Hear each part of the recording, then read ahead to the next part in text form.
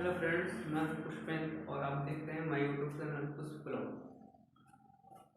आपका इस चैनल में हार्दिक स्वागत है। आज हमारा जो टॉपिक है वो है वर्णमाला। आज हम इस वीडियो में वर्णमाला के बारे में डिस्कस करेंगे, इसके भेद के बारे में, और भी जो इसमें आपको उसके भी भेद मिलेंगे तो उसके बारे में हम चर्चा करेंगे। चलिए हम स्टार्ट करते हैं। वर्णमाला वर्णमाला क्या होती है? वर्णों के व्यवस्थित समूह को हम वर्णमाला कहते हैं। क्या? वर्णों के व्यवस्थित समूह को वर्णमाला कहते हैं। वर्णों के व्यवस्थित समूह को वर्णमाला कहते हैं। जिस तरीके से अगर हम देखें, जो माला होती है मोतियों की, तो उसमें मोतियों को क्रम में रखा जाता है, तो जिससे एक माला बन के तैयार होती है। ऐसे वर्णमाला ये वर्णों को व्यवस्थित करके बनाया जाता है। तो वर्णमाला की डेफिनेशन आपको क्लियर हो गई होगी। वर्णमाला क्या है? वर्णों के व्यवस्थित समूह को वर्णमाला कहते हैं। अब इसके जो भेद होते हैं कितने होते हैं? दो होते हैं। ये तो वर्णमाला हुई हमारी। एक होता है स्वर और एक होता है व्यंजन। कौन? स्वर और व्यंजन। जो स्वर होते हैं वो स्वतंत्र होते हैं, अर्थात ऐसे वर्ण जिन्हें बोलने के लिए किसी अन्य वर्ण की सहायता नहीं लेनी पड़ती है। ऐसे वर्ण जिन्हें बोलने के लिए किसी अन्य वर्ण की सहायता नहीं लेनी पड़ती है उन्हें हम क्या कहते हैं? स्वर।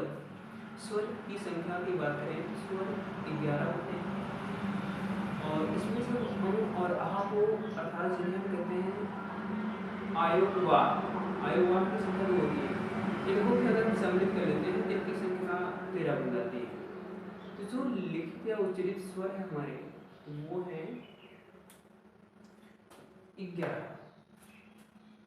अब देखिए, इसमें जो स्वर होते हैं, स्वरों में भी मूल स्वर आता है। मूल स्वरों की संख्या 4 है। अ, इ, उ, ऋ। तो मूल स्वरों की संख्या कितनी है? 4। इसके बाद आपको मिलता है व्युत्पन्न या दीर्घ स्वर। इनकी संख्या 3 होती है। आ, ई, उ। इसके अलावा सिर्फ बचते हैं 4, जिसमें आपका आता है ए, ऐ, ओ, औ। इन्हें हम कहते हैं संयुक्त स्वर। संयुक्त स्वरों की संख्या कितनी होती है? 4 होती है। इसमें भी पूछा जाता है मूल स्वरों की संख्या कितनी होती है? वो होती है 4। मूल स्वरों की संख्या कितनी होती है? 4। व्युत्पन्न स्वरों की संख्या कितनी होती है? 3। और संयुक्त स्वरों की संख्या कितनी होती है? 4। और जो आयोगवाद है इनकी संख्या 2 ही होती है।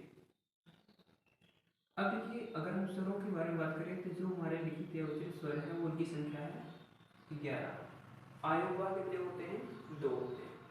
तो स्वर के विषय में हमने डिस्कस किया। स्वर स्वतंत्र होते हैं, अर्थात ऐसे वर्ण जिन्हें बोलने के लिए किसी अन्य वर्ण की सहायता नहीं लेनी पड़ती है। अब देखिए, हमारा जो अगला टॉपिक है ये है व्यंजन। व्यंजन क्या होता है? व्यंजन ऐसे वर्ण होते हैं जिन्हें हम स्वरों की सहायता से ही व्यक्त कर सकते हैं, अर्थात ऐसे वर्ण जिन्हें बोलने के लिए हम स्वर की सहायता लेते हैं। व्यंजन परतंत्र होते हैं। कोई भी व्यंजन की आप अगर उच्चारण करते हैं, जैसे हम का को ही उठाते हैं, तो का को बोलने के लिए हमें आ की जरूरत होती है। पा बोलेंगे, पा में भी आ की ही जरूरत होती है। अर्थात कोई भी व्यंजन आप उठाएंगे तो सब में किसी न किसी में स्वर की जरूरत पड़ती ही है। अर्थात जो व्यंजन होता है वो परतंत्र होता है, दूसरों के अधीन होता है। दूसरों अर्थात स्वरों के अधीन होता है। बिना स्वर के आप व्यंजन को नहीं व्यक्त कर सकते, नहीं बोल सकते हैं। तो व्यंजनों में भी इसके भी कई प्रकार हैं। व्यंजनों की जो संख्या होती है वो 33 होती है। पहले जिसमें है स्पर्श व्यंजन। स्पर्श व्यंजनों को हम वर्गीय व्यंजन कहते हैं। क्या कहते हैं? वर्गीय व्यंजन।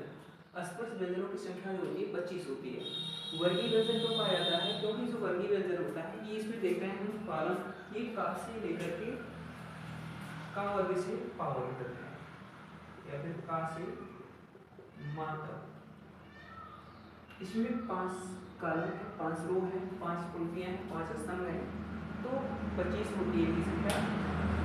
अब देखिए यहाँ पे जो आपको दिखाई दे रही है अंगना है, या नौ इन्हें हम कहते हैं रक्त संज्ञक वर्ण, या फिर इन्हीं को नाम दे दिया गया अनुनासिक के।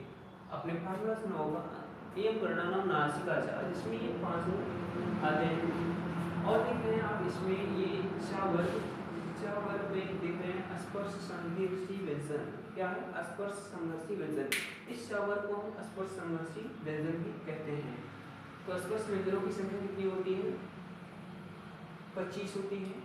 आगे हमारा अंतस्थ व्यंजन पूर्ण अर्ध स्वर ओ। अंतस्थ व्यंजन की संख्या कितनी है? 4, जिसमें य, र, ल और व आता है। क्या आते हैं? य, र, ल, व। जो य होता है उसे हम कहते हैं पूर्ण अर्ध स्वर। जो रा होता है उसे हम प्रकंपित वर्ण कहते हैं। ल को कहते हैं ल क्या कहते हैं? हम पार्श्विक वर्ण। और वह जो होती है इसे हम कहते हैं पूर्ण अर्ध स्वर।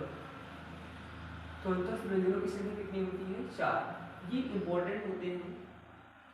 और देखिए ऊष्म व्यंजन अर्थात ऐसे व्यंजन जिसे हम बोलने के लिए हमें जिन्हें हम बोलते हैं तो ऊष्मा व्यक्त होती है, ऊष्मा निकलती है, उन्हें हम ऊष्म व्यंजन कहते हैं।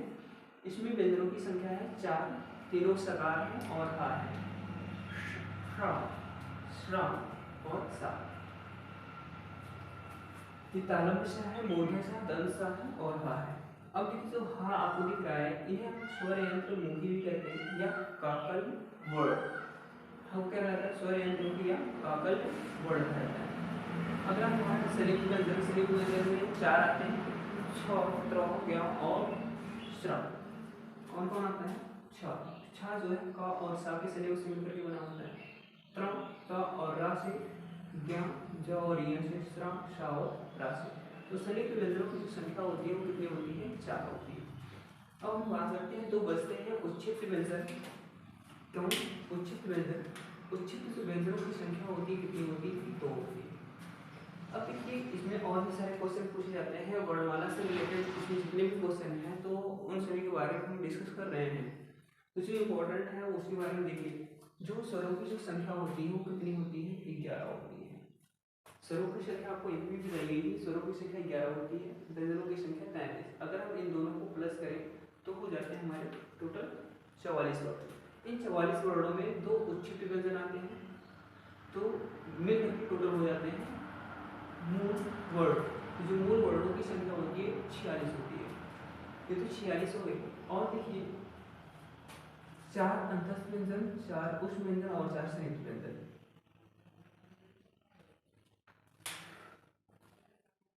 ये 4 अंतस्थ व्यंजन होते हैं, 4 ऊष्म व्यंजन होते हैं और 4 संयुक्त व्यंजन।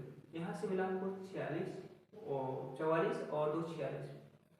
46 में 4 और अगर हम सम्मिलित कर लें वो भी देखिए कौन कौन से सम्मिलित करेंगे।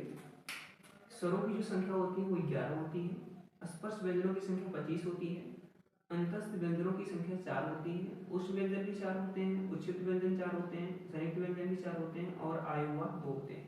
11 और 25 को अगर हम जोड़ेंगे तो ये मिलता है हमको 36।